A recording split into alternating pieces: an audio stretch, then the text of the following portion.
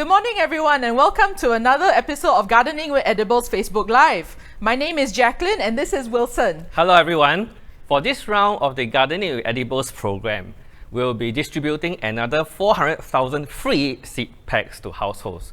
We have 10 leafy vegetables available this time round, including some new varieties such as the bayam, huangjing bai cai, gao pek cai, nai bai cai, and the Chinese mustard. This round of Gardening with Edible seed pack distribution is made possible through the Garden City Fund and in partnership with Singapore Post Limited. If you signed up for the seed packs this round, our team is working very hard to get them to you. You can expect to receive them by the end of February. At today's session, we will be answering your questions about growing leafy vegetables.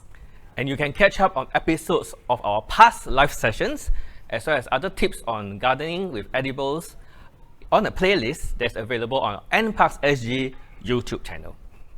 So we know everyone is raring to go, but we would like to have a slight disclaimer. It takes a lot of effort, experience, and the right conditions to get vegetables looking like this, like they're fresh from the market. So today's session is meant to share with you all some challenges that you might have with growing vegetables to help you on with your gardening journey. Okay, this tray of vegetables in front looks so nice, right? We are preparing for Chinese New Year hot pot, you know. Okay, anyway, jokes aside. Okay, I'm pretty sure that for a lot of you, when you receive the seed packs and there's no pictures and you see the names, oh my god, what vegetable am I receiving? And then when you go to the market, all chai, right? Okay, so let me just introduce to you what are they. Okay, so this is the bayam, also known as a Chinese spinach. Okay, and the one that we are giving to you is this one. All right, the leaves are green with a red patch in the middle. Okay, there are many different cultivars with different leaf shapes and colors. All right, so you can have the varieties with round leaves, sharp leaves, totally green leaves, red and green leaves, and so on. There are many different types. All right, and then the rest of the veggies over here, okay, they are all actually cultivars of bok choy, okay, just in case if you do not know. So let me just introduce to you the most common one. This is your bok choy, okay. So if you go to the chap chai peng store next time to buy mixed rice store, please tell them it's bok choy, so you impress the seller a bit, okay. And then you have nai bai, okay, nai bai cai, okay. This looks like a little teeny weeny bok choy, but actually the plant is much bigger. It has been trimmed so that it can be packed for sale. And why is it called nai bai cai? Is because if you see the petals, okay, it's all white, white like milk, okay? That's what the Chinese name means, okay? Yeah. And then you have gao pek cai, okay? The pek in there is Hokkien, meaning there is white. So as you can see, the petals are white and it's a larger bok choy, okay? And of course, last but not least, you know, this is a small selection so that I don't drag this session. This is your huangjing bai cai, okay? It's also, well, you can see it looks like another bok choy, but just that the leaves are lighter green and a little bit more on the crumpled side. Okay, so just to familiarize yourself with the vegetables that, you know, where the seeds you are receiving, and hope you can grow them or strive to grow them to look like this. So the thing with gardening is that you always tend to run into problems, right? So gardening is a lot about experience. So Wilson, I've got a couple of plants here. They don't look like the market vegetables, unfortunately. So I've got gao pek chai here. As you can see, right, it's blushing. It's got this interesting purple color at the bottom. Do you happen to know why? Okay, you see, this is the market bought one, totally white. All right, and the one that Jacqueline is holding has a bit of red or pink there. All right, so that is actually a sign of nitrogen deficiency. Okay, it's the initial signs already. So it's telling you that you might not be fertilizing enough. So other signs of nitrogen deficiency will include, like, for example, the lower leaves, okay, might look a bit yellow, or generally the whole entire plant doesn't look as green as it should. And finally, you realize that despite all the conditions being right, you give it enough sun and all that, but the plant is just taking too long to grow, very slow, taking its own pace. So for those of you who know, right, nitrogen is a very important nutrient, okay, needed by plants to produce growth. And in this case, leafy vegetable, you're trying to produce more leaves, right? So you need to give it sufficient nitrogen. So what are the nitrogen-rich fertilizers that we can use to feed them? Okay, for leafy vegetables, right, we tend to want to use organic fertilizers, all right? Like processed, chicken manure, bone meal that you can buy from local nurseries. And once you transplant the seedling onto your, final growing space, like your garden plot, right, or your trough and so on, you can start fertilizing, and you fertilize every week. Okay, because the organic fertilizers don't have a lot of nutrients in them, not nutrient dense. So you need to give it to the plant so that you can keep it up with the pace of growth. And also one more thing about what is happening in this pot of vegetable here is that the media that I have used is something that's very well drained, okay, which I put in a lot of pumice, leca, and all that, so that water drains very fast. Okay, so what is happening here is that a very well drained potting mix tends to not be able to hold nutrients that well. So what is happening here? Meaning that, you know, the nitrogen that's needed by the plant in the form of nitrates, it being very water soluble, gets flushed out from the pot every time. So you know what I'm trying to say next, right? I'm going to say next is that basically, if you're using such a mix like that, make sure that you fertilize your plants sufficiently. Follow the label instructions and keep up, you know, the fertilizing regime so that the plant gets the nutrients that it needs to grow well. All right? So you need to feed your plants before they can feed you. Good to know. Okay, so I've also got a couple more pak choy varieties here. So we've got Nai Bai, Huan Jing Bai Cai, and Jie Cai. As you can see, they all have these very pretty flowers. But you know, obviously you don't see these flowers in the market. So can I still eat these? Okay, these are all flowering leafy vegetables, okay? And when they start to flower, means that they are mature, right? But also it means one thing is that the vegetables could be a little bit too old to eat. So what do you mean by old? Old is that if you try to cook it normally, the petioles especially, or the leaf stalks especially, you'll find that they might be just a little bit too fibrous to eat. Okay, and not so nice really lah. So that's the reason why we want them to grow fast and harvest them early so that they are tender and succulent. But that being said, okay, if you have pets at home like rabbits and all that, you know, they actually don't mind eating it, so don't waste it. You know, if it happens to flower, don't throw it away. Okay, you can actually feed it to your rabbit. So otherwise, really, if nobody likes it anymore, you know, you can still eat the leaf blades. They still should be, they should still taste okay. You know, don't waste food. And of course, one more thing just to add to this is that, do you know that the flowers are actually edible? People actually sell the flowers as edible flowers. So you can actually pluck them individually and add them to your salads. It not only adds color, but it also surprises people. You know, your friends will say, hey, what is this yellow flower? Then the story goes on. You can go and talk to them about it, and then later they learn a little bit more things, and then they'll treasure the food a little bit more. Yeah, so this is a good thing to know, since, you know, we try and aim for the largest vegetables possible, but if we start to see a flower come out, then we definitely should eat it and shouldn't let it get this tall, so that it's easier to eat. Okay, so Wilson, I also have another question. We've got some purple pak choy here, but it looks a little bit odd. It is not as beautiful as I would like. As you can see right over here, it's got all these burnt leaves. May I know why? Do you know why? Okay, so these burnt leaves basically point towards an issue. Okay, it's a physiological issue called tip burn. Okay, you guys can just Google it. It happens frequently on cabbages, okay, and lettuces, and if you happen to grow strawberries, yes, this is something that happens to them. So tip burn is caused by the lack of calcium. Okay, but in this case, it's not due to the issue of me not fertilizing the soil. Okay, most of the time, our soils, if you have been fertilizing, means that you should have calcium in it. All right. So what does this, you know, how does it actually happen? Okay, it happens because there's lack of air circulation. All right. Okay, let me explain to you a little bit here. Okay, because when there's air circulation, you know, transpiration occurs. Transpiration meaning that the plant gives out water. So it will pull up the nutrients from the roots through the stems to the newly developing leaves. Okay, so if this air circulation is not happening, all right, what is going to happen is that this transpiration is not efficient, it's not able to pull up the calcium to the newly growing, expanding leaves, and then, you know, you're growing but nutrients not there. That's why the tip burns. Okay, that tissue dies, and then the leaves will never revert anymore, meaning that the leaves will no longer expand and they'll look like that, and it's a defect. All right, so this actually happens very often in situations where if you grow them indoors, okay, like, you know, some of us don't have you know, an outdoor space to grow plants, and then you grow it indoors in hydroponic systems where it's tiered and indoors, and you don't put a fan.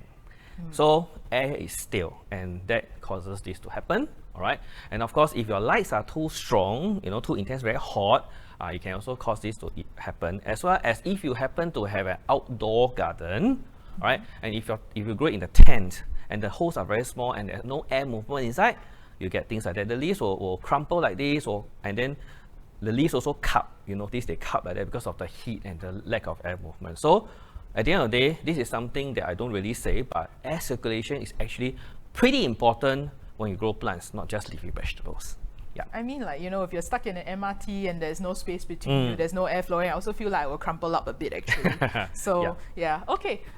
So Wilson, we have quite a few questions we've already received from our gardeners through Facebook and Instagram. The first one we have today is, why do I need to space my vegetables apart? Doesn't that waste a lot of space? I mean, you know, pots are liability, right? You need to keep buying them. So yeah, and why do I need to? Yeah, also one more thing is that, you see, a lot of us live in apartments also. So you say, yeah, I don't use very big pots and all that kind of thing. But let me just give you a very simple example here, okay? So this is a pot of bayam, okay? A lot of times when you open up the packet of seeds, oh, the seeds so small. Wow, I think I need to sow more. Then you just pour the whole entire packet. Hey, y'all don't forget, each and every seed grows into one vegetable that looks like that. And this vegetable that I'm holding up has been trimmed already. So the actual plant is much bigger. All right. So what is going to happen here is that if you do this, all right, not only you're just wasting seeds, okay, it's going to lead to a few issues here. Number one, you can see that from the pot itself, there are some seedlings that are bigger and smaller.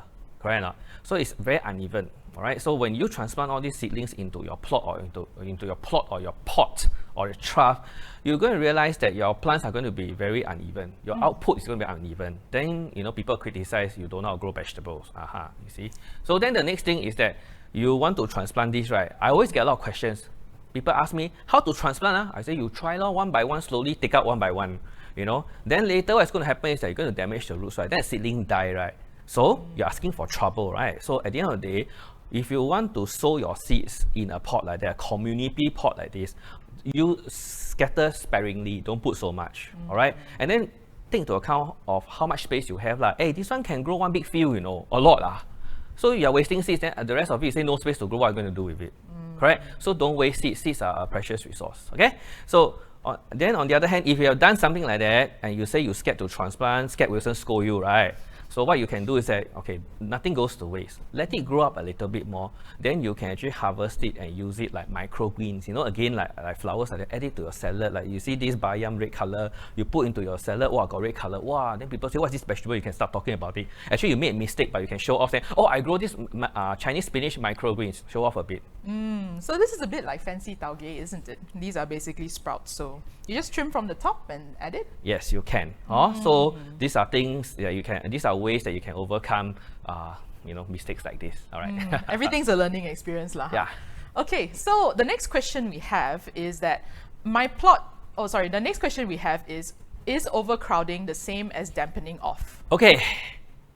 This is a very good question, okay? For those of you who have encountered this situation whereby suddenly you grow the seedling, everything is fine, then it starts to topple at the base. Then you realize that at the base of the seedling, it kind of like rotted, like it came down, right? So that is a situation called dampening off, okay? It's caused by a disease, all right? Without going into the technicalities, a lot of situations can lead to this. Number one is that your seeds might be not so clean, right? So make sure that, you know, you handle your seeds with, you know, clean hands and all that. And next, of course, you know, make sure that when you sow your seeds, make sure you use fresh seed raising mix, okay? Don't go and take old soil from somewhere whereby you don't know what has happened. Probably some plant has got an earlier disease and died off and the organisms are still in there, and then it causes issues like that. And of course, don't overcrowd them, and of course, give them sufficient sunlight, and make sure that it's not too wet. You know, plants are adapted to grow in situations where there's slight drying out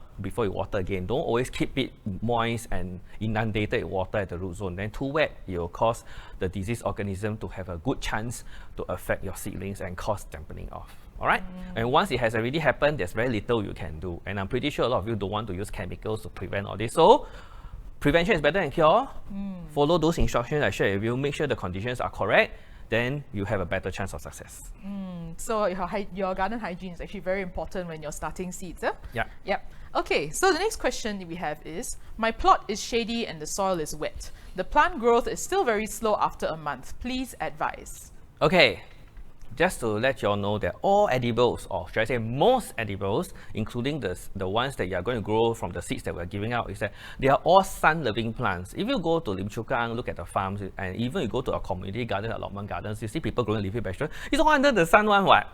Correct or not? So they need direct sunlight for at least 4 to 6 hours, and that's the minimum. Of course, you have more sun, the better. But what happens here is that if you don't have sufficient sunlight, your vegetable will grow very, very slowly, okay? Which is what happens, and you get very irritated. And if it's very shady and its water don't evaporate so quickly, it's going to stay very wet. And all these issues are going to become problematic. And if, as the, our question here says that the plot is an outdoor plot, there's nothing very much you can do. You don't go and install artificial lights. Not very practical, right? So instead of trying to go against nature and trying to do too many things, which can be very resource draining, right?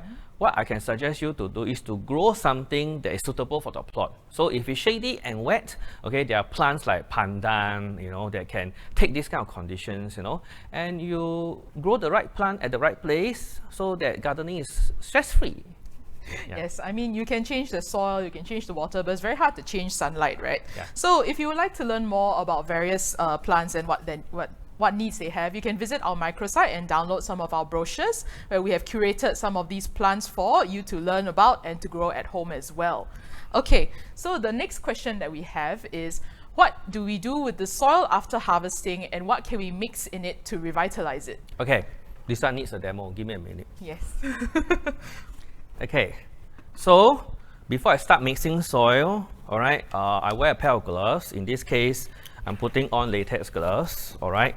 Why am I doing this first? Well, most obvious is that you don't want your hands to get dirty lah, right? But because I just had a wound on my hand, I don't want bacteria to get into my fungus and bacteria, whatnot, nasties to get into my body, so I wear. And of course, for those of you who cook, right, you want to make sure that your fingernails don't get all these things stuck in there, and then it's going to be a food safety issue. Okay, so anyway, this is our pretty horrible soil, okay, that you probably get very orangey, very, very sticky. It's very hard. You see, I have to exert some energy to break it. All right, so the best way is to actually mix in something called compost, something I'm pretty sure most of you are familiar with, which is good quality compost that is totally broken down. Okay, so this is something that you can make yourself, right?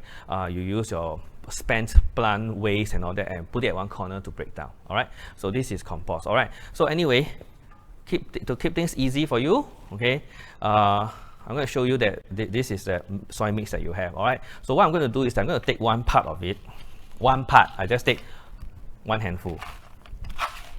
Okay, next I'm going to take another handful of compost. Okay, I'm going to mix it in. Okay, so it's very strenuous breaking up all the clumps. Okay, good exercise for the morning. Okay, y'all just watch while I do this. Okay, so basically what I'm trying to do here is actually mix in that compost, okay, such that at the end of the day, okay, when you hold it up as a clump, okay, and when it's moist, you do this what we call the ball method, okay, B-A-L-L, okay.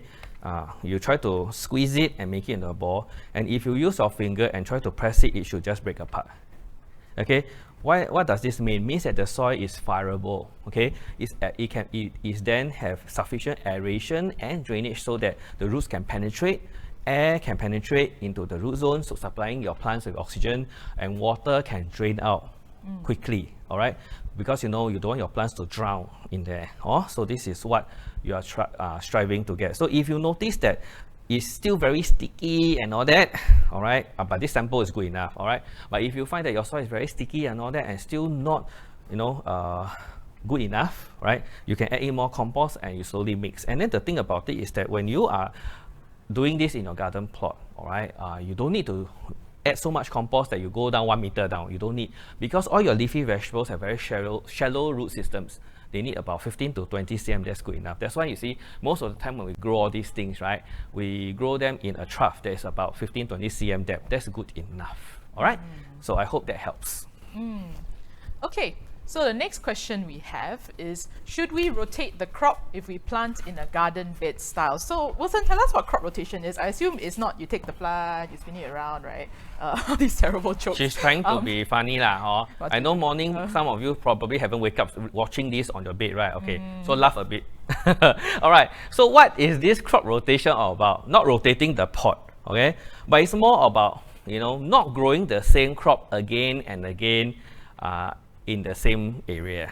Okay, so what am I trying to say here is that it's not just about, you know, growing pak choy all the time. It's more about growing pak choy and its related relatives all you know, consecutively. Okay, why do I say so? Is because imagine, you know, you go to the hawker center, you like good food, right?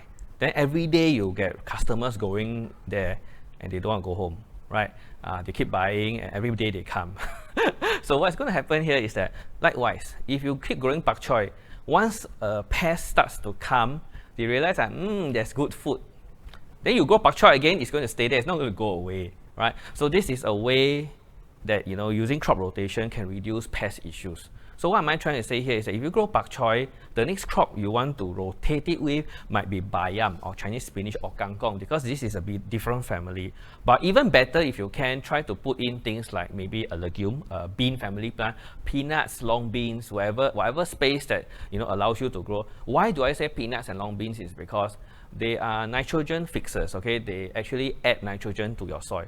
And just now we talked many times, right, that nitrogen is needed by leafy vegetables to grow well. So after you put in your beans, they're going to sit there for about 2 to 3 months. After that, you take them out, all right, you put in your leafy vegetables again. The nitrogen is back in the ground, and that space of 2-3 months at least can help you reduce pest pressure. So it's not just about pests also. Crop rotation can also help you to reduce the excessive removal of certain soil nutrients. Like for example, you grow pak choy, you eat up a lot of nitrogen. Then if you don't do anything to it, the next crop you grow will have less nitrogen to eat, correct? So I hope you get the drift. So basically, crop rotation is to just keep growing different crops in simple words, all right? And after every crop, like just now when I've mixed the soil, right, you can actually add in some fertilizer, you know, mix into it, let it rest for a week. Then after that, you plant in your new seedlings and start off all over again. Yeah.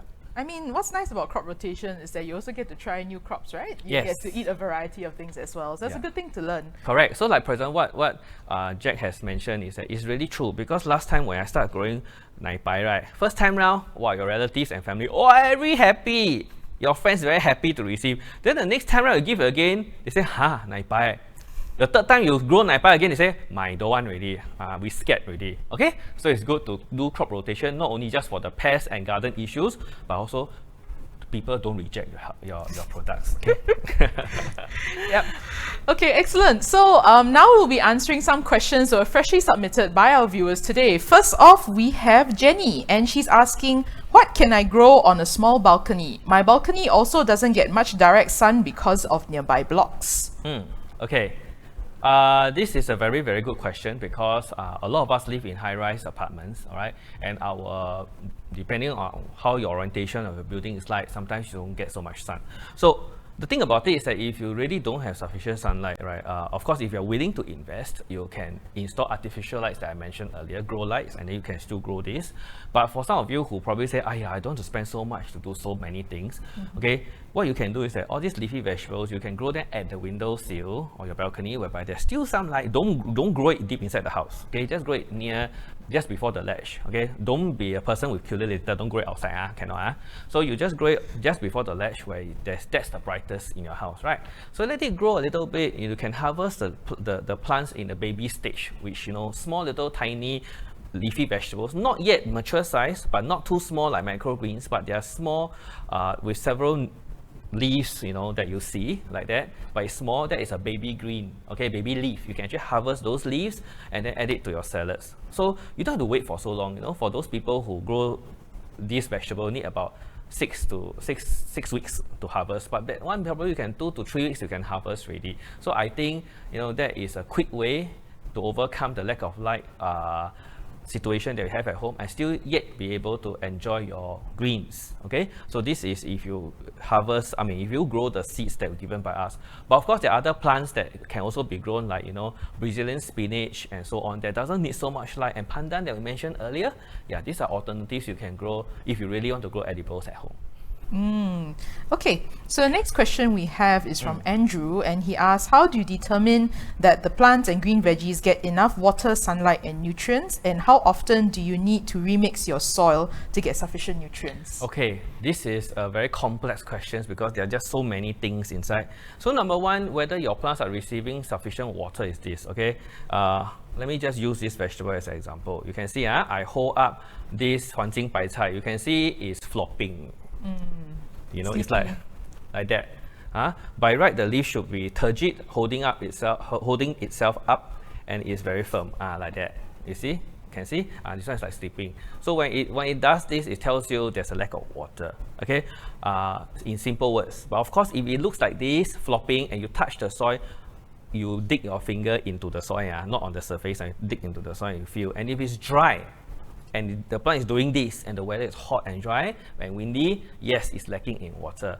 But if you happen to feel the soil is moist inside or wet, and the plant is doing this, it's lacking in water. Why? Because the roots below rotten already. Because it's so wet, the roots have rotten, cannot uptake water, and it looks like this. So be careful how you discern the lack of water by wilting, because you need to touch the soil in order to know. All right, then with regards to just now fertilizers and all that, whether your plants are being fed enough. Okay, look at the leaves. For leafy vegetables, the most obvious is always nitrogen deficiency. Okay, in this case, leafy vegetables. So if it's growing very slowly and there's enough sunlight, there's enough light, and the plants look yellow, and all those things that I mentioned earlier, yeah, probably it's lacking in fertilizer. And of course, if you have not been fertilizing, well, the answer is pretty clear. Did I miss out anything else? No, I think that's most of it. But a good rule of thumb is that you can fertilize your leafy vegetables once every 2 weeks or once a week, depending on the product. Okay, so that's why I say this question is very complex. There's a lot of things. So if you have missed out what I have said earlier, later when this goes onto our YouTube channel, revise again. Okay, so we've got a question from Wong, and he asks, how do I gauge when my leafy vegetables are ready for harvest so that they don't get too old and tough to eat? Okay, this question, I know a lot of people ask this question, but for me, I go by feeling. Okay, but never mind. To let you know how it's done. To be frank, the seedlings when you grow, when they first germinate, they are already edible. That is called a microgreen. It grows a few more true leaves in about 2 to 3 weeks. That becomes a baby leaf, right? And you let it grow a bit older, bigger, they become what your leafy vegetable looks like. And even when they start to flower, I told you before, they are still edible, right? But generally, okay, if you want to grow them to the standard like what is sold in the market, let me explain to you how it's done. So basically, when you have sufficient sunlight, you have been fertilizing your plants well. So the way you grow it is like this. You put the seed in, germinate, wait for 2 to 3 weeks, you transplant, put it into your pot or into your plot. Okay, depending on the species, you can start harvesting within 2 to 3 weeks, and some need 4 to 5 weeks. Okay, 2 to 3 weeks, your pak choy, nai pai, all these very fast. Okay, and if you grow things like kailan, needs longer, they take longer. So basically, if you follow my timeline, okay, you can start harvesting in about from seed to harvest about 4 to 5 weeks and beyond. But it is within this timeline, which is used for production in commercial farms. Yeah. A good rule of thumb that you can also use is that when you harvest your vegetables, the inner leaves are always the most tender. They're always nicest to eat. So these are your young leaves. So, as you grow and as you experiment with your vegetables, you can test, right? So when is it too hard for you to eat your outer leaves? You can slowly test, because everyone also has a different threshold for how hard the vegetable needs to be before you reject it. Yeah, I know people who will eat it even though it's like you're flossing your teeth with the fiber at that point, but they really don't want to waste it. So it's quite because interesting. Sometimes it's that you painstakingly grow it, even if it's so fibrous, you still eat it. Sayang lah. Right? So much effort. Okay, so the next question that we have is from Wendy, and she asks, how many times can we reuse the soil in a trowel for crop rotation? Okay, soil is a non-renewable resource. You know, you don't keep throwing things away. All right, so it's how you manage it, you see. So basically, I would say that it can be used indefinitely. Okay, the thing about it is that a lot of us don't understand the usage of soil.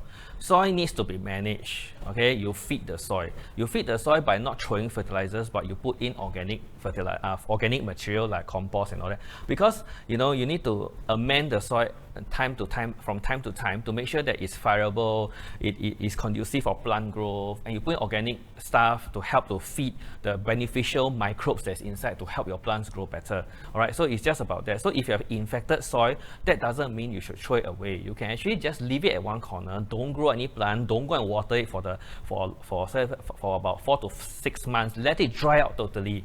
Okay, and then you can then later take it out and then mix it again and grow your plants. And if you can't wait so long, you can of course put in hot water. You know, it's one of the methods. But then the thing about it is that, you know, by putting hot water, you're killing off all the good guys as well, while you don't want the bad guys. So learn how to manage your soils, okay? And then of course, like what we have mentioned just now, if you have pest and disease problem with one plant, that doesn't mean that you affect another plant. Try to grow another plant which is totally unrelated to the existing plant is probably a way for you to not, you know, say, oh, I got problem, I just avoid it by throwing it away, because you know that's not the way you should be dealing with something that's not renewable. Because you keep buying and you keep getting disease and you keep throwing away, then where's the new soil going to come from, right?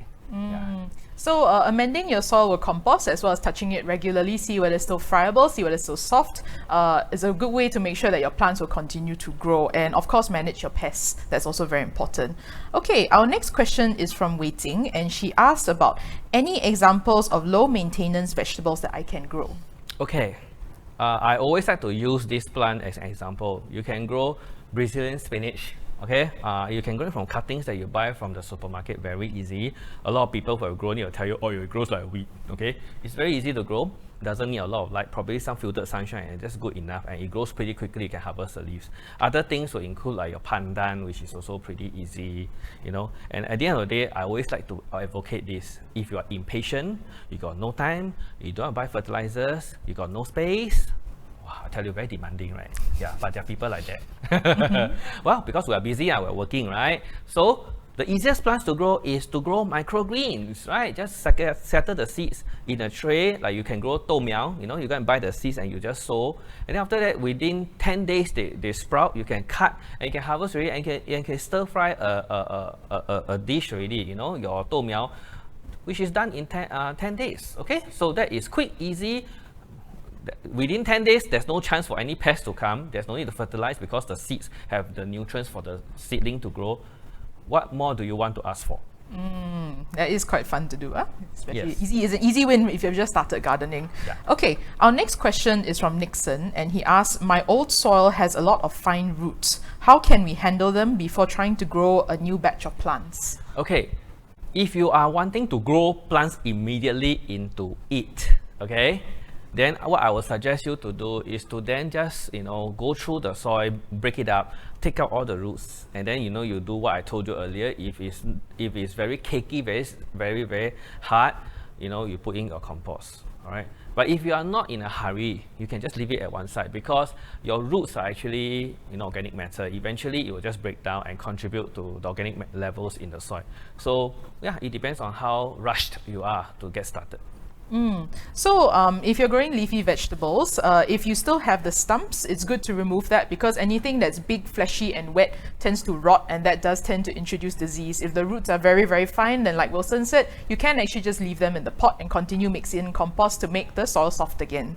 Okay, our next question is from Alicia, and she asks, what size pot should we use to grow pak choy, bayam or kale? Okay, wow, you all are taking the advantage now to shoot all the questions. Okay, pak choy, bayam and kale, they're all very, very different plants. Okay, so I start off with the easy one. Okay, like your bayam, as you can see from the from the ones that I'm holding up here, you can see that they're all very skinny plants, right? Yeah, so in effect, actually they can be grown quite closely. All right, so you can actually grow them in a trough or large styrofoam box, or even a garden plot. You just have to make sure that when you scatter the seeds, okay, leave about a distance of 5 to 10 cm lah. so that they can actually, they are skinny means they can go closer together, so they'll grow up. And also you want them to stretch, because by growing closely they will stretch, then you get stem to eat, otherwise got no stem to eat. And because it's shaded, hence the stem will be long and soft and succulent. So that's the reason why bayam and kangkong is grown that way. Okay, let me just bring another vegetable up. So your pak choy, all right, it's like that. But this has been trimmed, like I told you. In actual fact, the plant is much bigger. So they're normally about this size, like that, actually. Okay, so basically, when you see a plant that's of this size, you need to give them social distancing.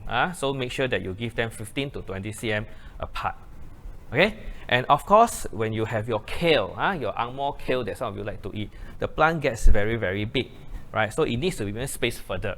So they need to be spaced maybe about 45 to 60 cm apart, depending on how big you want your kale to get. Okay, so basically I told you about the distance already. But then, how about the root space, right? Because all the different plants at different sizes, they have different root spaces, root volumes, right? So if you're growing pak choy and bayam, they are good enough if you grow them in the depth of about, say, 15 to 20 cm, and then the diameter of the pot should be correspondingly the same, okay? Or otherwise, you can grow them in a long trough. Okay, that's a way to overcome, growing them individual pots, because watering them can be quite a chore. Grow them in a long trough. Then, of course, if you grow kale, same thing likewise, it needs to go deeper because the plant is big. So you need to probably have something that's 30 cm and more. Okay, or if you can grow them in large pots, you can grow one plant. All right, for example, during the recent Singapore Garden Festival, where we have the show where we showcase some edible plants for the competition, you've seen the kale I grown. You can see how big I have put it in. The pot is actually 60 cm in diameter and 60 cm in depth, with a huge kale plant growing in it. Okay, so basically at the end of the day, what I can advise you is that you have to size your plants accordingly, grow the right number that fit your schedule, fit your space. Don't be overzealous and grow too many, then you cannot handle and you don't have space, and you end up with vegetables that don't look so nice. Then it's quite defeating. Okay, so start off small and manageable. It's also good to know your variety, because if you were planning to grow nai pai, then obviously you don't need as much space as you were if you're going to grow huangji bai cai or kao pek chai, right? So yes, know your plants. Okay, we have a question from Isabel, and she asks, is it good to use a self-watering pot? Okay, self-watering pot, I presume you are using those that have two containers, outer container that holds the water and the inner container that holds the soil and has a wick. All right. So this one, okay, is something that I advocated in the past. Well, it is a good thing to use because it helps you to reduce the amount of watering, the frequency that you need to water all the time. All right. But what you need to understand here about such self-watering pots is that, number one, okay, make sure that it doesn't get flooded, because sometimes you grow it outdoors or near the window, it rains, you see. And if you does not have, your container is not the one that has a drainage hole on the side, right? It's going to collect water, and your plant is going to end up in a swimming pool at the end of the day. They're going to start rotting and die.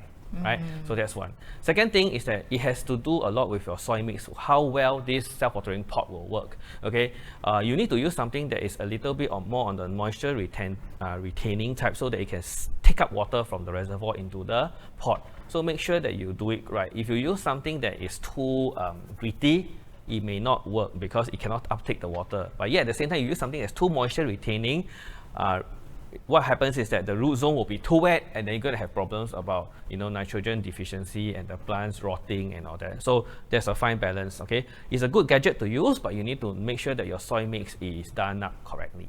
Can you test with some plants for your self-watering pot? Maybe like some that like water more, so that you don't drown them? Well, yes, you can. Some people will use the self-watering pot grow pandan, because pandan likes water and then it dries out too fast. So this is what some people do. But aside from this session, is that some people tried growing lavenders and rosemary maybe a bit problematic, because they like to be a bit on the dry side. Then you put them in self-watering pot, and if you don't get the soil mix right, they're going to get too wet all the time. They're going to start rotting. So it's good to experiment and know your products when you use them as well. Yes, correct. Yep. Okay, so we have a question from Eugene, and he asks, why must we grow seedlings in a smaller pot then transfer them to bigger pots? Can't we straight away sow the seeds in a bigger pot? Yes, that's a good question, but probably this is going to be our second last question because we're running out of time. So this question is a good one, all right? Because some of us will say, why don't I just grow straight away into a large pot? Okay, if you have a very large pot and you just put a seedling, imagine that if it's wet all the time, it's not going to dry out in time. The plant is not able to take up the water and drink up straight all that water in there. And if there's not sufficient sun, the soil is going to be wet all the time. This happens especially if you are doing it you're growing in the high-rise apartment. You don't get sun that much. Then the roots will get too wet and the plant's going to die. All right. So that's the reason why we can straight away sow things into the seeds into large plots. Okay. Out in the open, in the allotment garden or community garden, because there's a lot of sun. So therefore the soil dries out fast enough so that the roots don't rot. Okay, so this is something you need to be able to appreciate so that you do things correctly. Probably this is the last question. Yeah. So the last question we have is from Charlotte, and she asks, what are some easy cut and come again vegetables to grow? Okay, basically all the vegetables that we talked about just now, all the bayams, the bok choys and all, they can be what we call cut and come again vegetables. So what is cut and come vegetable? Basically is that when you grow them, you can instead of harvesting the whole plant and chop at the base and you harvest it, which is what commercially is how it's done.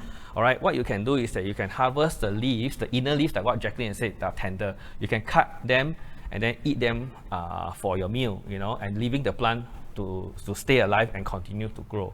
So that makes it, the crop cycle a lot longer, whereby you can harvest it all the time rather than having to chop it and then start all over again. So this is something that some people like to do because it's more convenient. I don't have to restart all over again. This is also good if you have multiple plants or if you don't eat that much vegetable at one shot. Because I mean, it's quite nice that you can have a few plants, you chop off some of the leaves to add to your noodles or to your rice. This is a point that's important because you must make sure that why.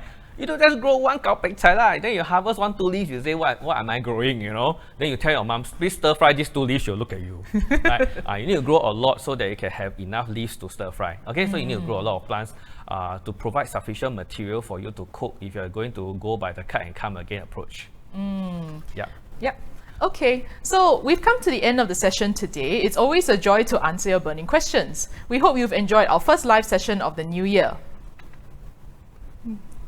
Okay, our next Facebook Live, right? This is not the first and the last one. There's still another one coming up. It'll be happening on the 12th of February. Okay, remember the time. We make it easy for you. Same time at 9:30.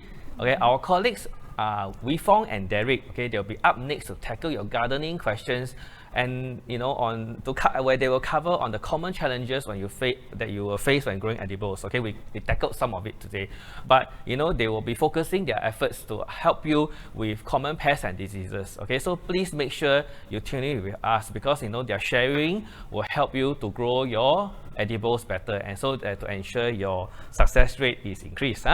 Okay, one last thing. If you haven't got enough of me, you see, I must sell koyo here. Okay, you can also join our NParks Bar's Instagram live session. Okay, that's on our NParks Instagram channel. Okay, on the 20th of January. 20th of January at 8 p.m. I see you there. Okay. In the meantime, please do check out more of our gardening resources at the various links on your screen. Bye-bye. Goodbye. Happy growing. Happy Chinese New Year.